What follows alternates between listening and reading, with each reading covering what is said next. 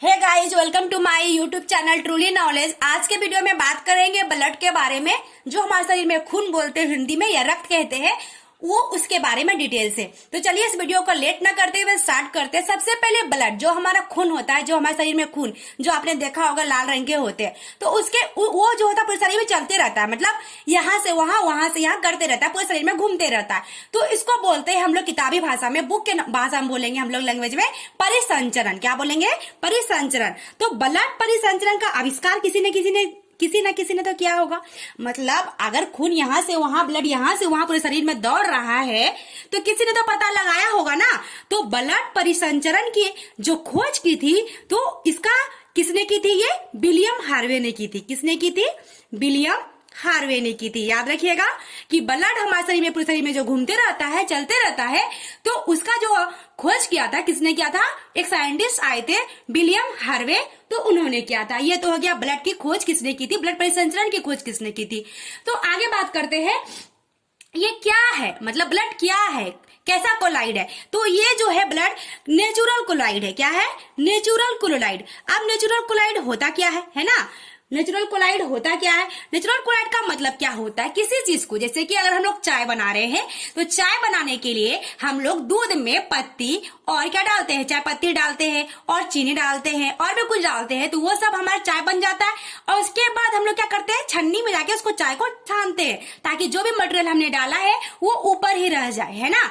तो वो छानते हैं। तो ब्लड भी इसी प्रकार से, अगर ब्लड हमारे पास कहीं गिरा हुआ है, उसको अगर तलेंगे, मतलब उसको अगर छानेंगे किसी कपड़े से या कोई भी चीज से, तो कुछ ना कुछ ऊपर बचा हुआ रह जाएगा, कुछ थक्का टाइप का कुछ बचा हुआ रह जाएगा।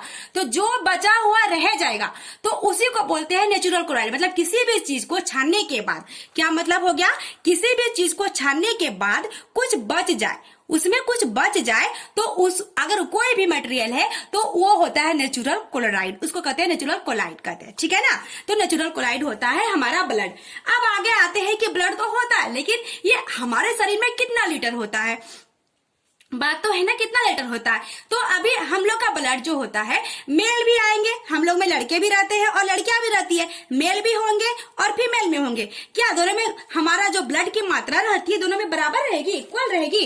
बिल्कुल नहीं। दोनों में ब्लड की मात्रा एकदम इक्वल नहीं रहती है, दोनों में अलग अलग होते हैं। जो मेल में ब्लड होते हैं वो होते हैं 5.5 लीटर, 5.5 लीटर, और जो फीमेल में होते हैं वो होते हैं 5 लीटर, है ना। तो ब्लड, अगर किसी ने पूछा ब्लड परिसंचरण की आविष्कार किसने की थी, खोज किसने की थी? विलियम हार्वे ने।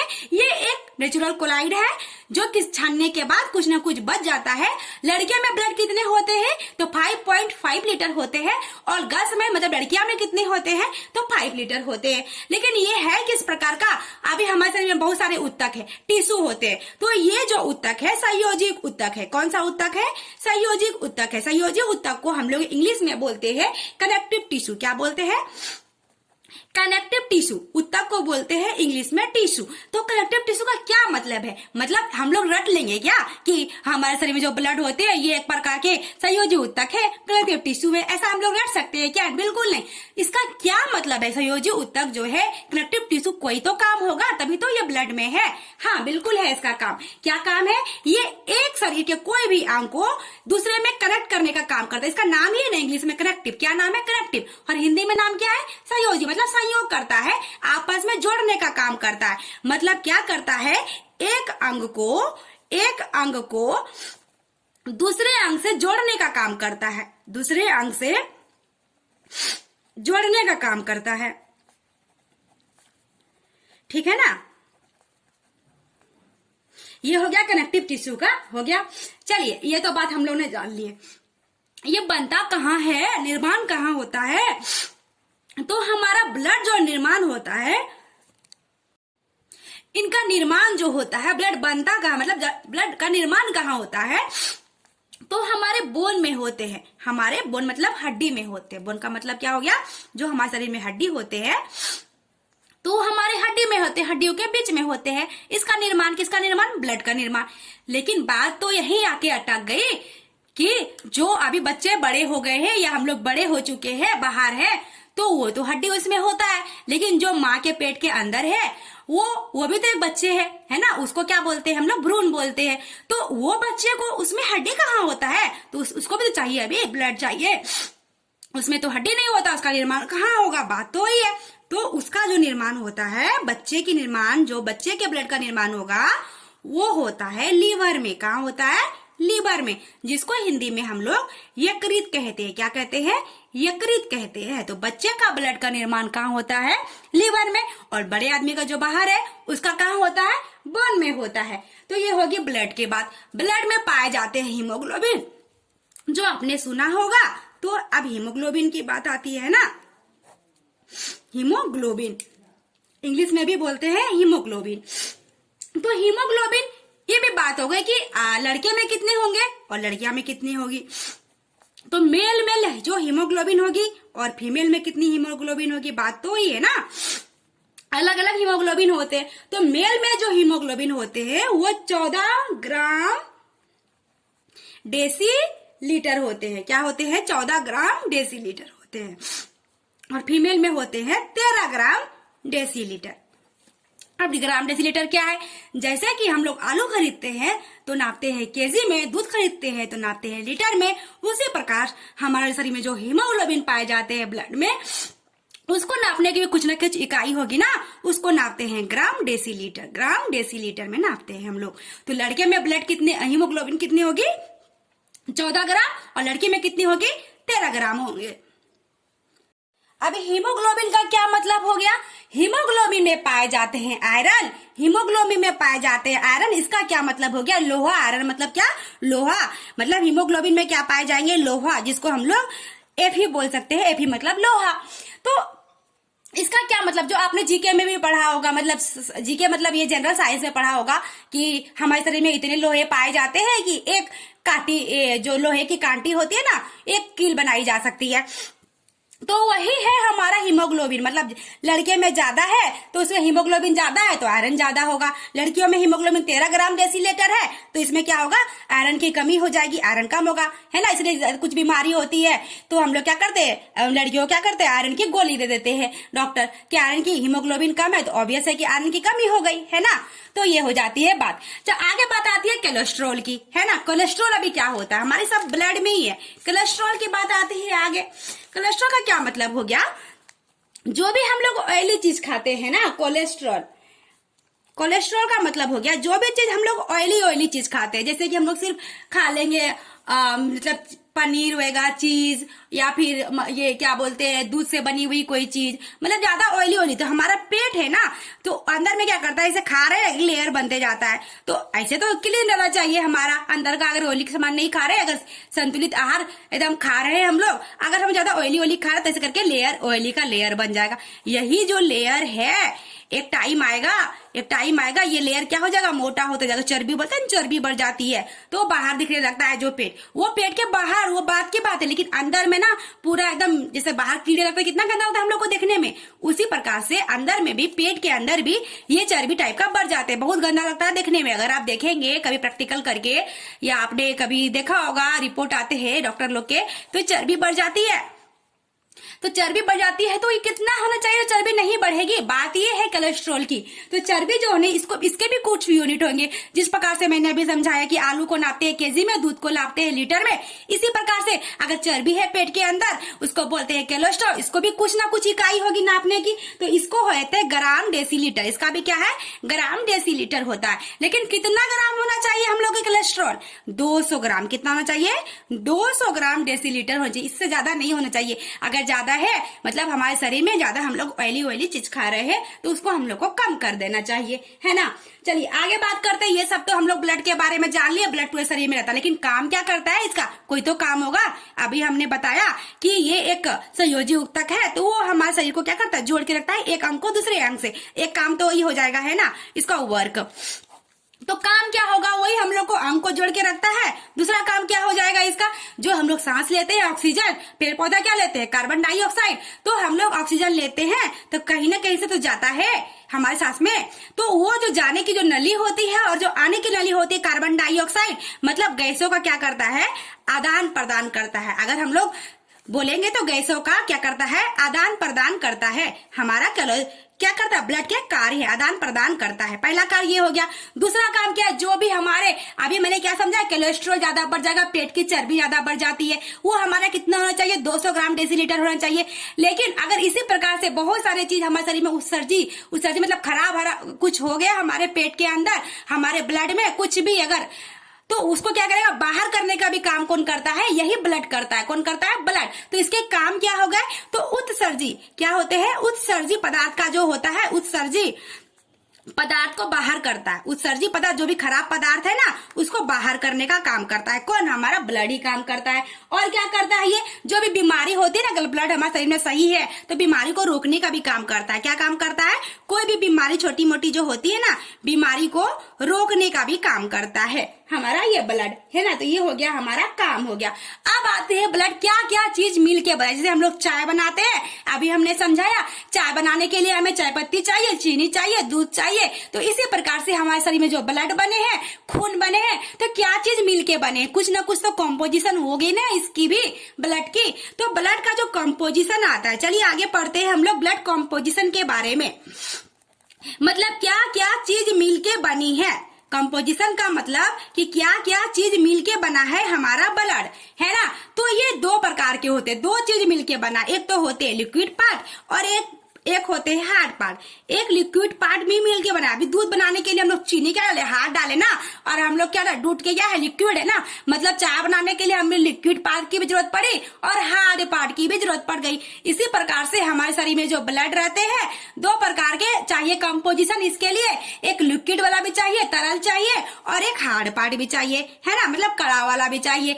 तो लिक्विड पार्ट को जो भी होगा ये चाहिए हमारा 60%, कितना होता है, 60%। और हार्ड वाला पार्ट क्या बच गया, 100% में 40% हो गया। तो इसका कुछ तो नाम होगा। अभी क्वेश्चन तो पूछेगा ब्लड कॉम्पोजिशन, तो क्या हम लोग बोलेंगे लिक्विड पार्ट और हार्ड पार्ट, ऐसा तो नहीं बोल सकते ना। किताबी मतलब बुक के हमारे लैंग्वेज में कोई ना कोई तो इसकी नाम होगी। तो लिक्विड पार्ट की जो नाम है हमारी, इसको बोलते हैं प्लाज्मा। हम लोग क्या बोलते हैं किताबी भाषा में, प्लाज्मा कहते हैं, जो कि 60% रहता है।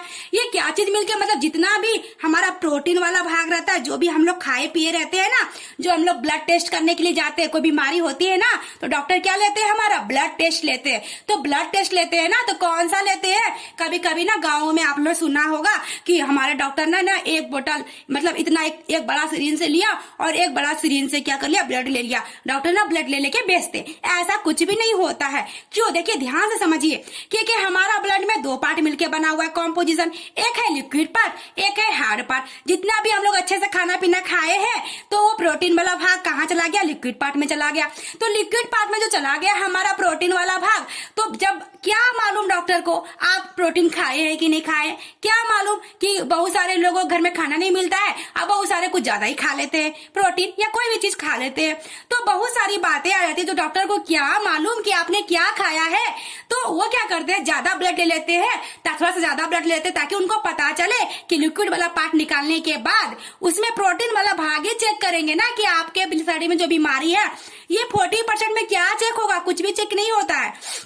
अगर थोड़ा सा ब्लड लिए, उसमें से सारा पार्ट को हटा लिया जाता है। कौन सा ब्लड टेस्ट के लिए यूज होता है, यही प्लाज्मा। प्लाज्मा क्या चीज मिलकर बना हुआ है, तो प्रोटीन से मिलकर बना हुआ है प्लाज्मा। जो भी प्रोटीन जो हम लोग खाए पिए, तो हमारा वो अगर बंदा खाया पिया नहीं है, अगर उसे प्रोटीन की भाग कम है, तो उसका ब्लड थोड़ा सा अगर ब्लड ले लेंगे, तो क्या उसका टेस्ट हम लोग कर पाएंगे, बिल्कुल नहीं हो पाएगी ना। तो इसीलिए थोड़ा सा ज्यादा ब्लड ले लेते हैं। तो वो सब बात की बात रह गई। तो हमारा प्लाज्मा हो गया 60%। और हार्ड पार्ट के भी तो कुछ तो नाम होंगे ना, हार्ड पार्ट के कुछ तो नाम होंगे ना, जिसको बोलते हैं कार्सुल, जिसको बोलते हैं CORPUSL, जिसको हिंदी में हम लोग क्या बोलते हैं, रुधिराणु भी बोलते हैं। क्या बोलते हैं, रुधिराणु भी कहते हैं।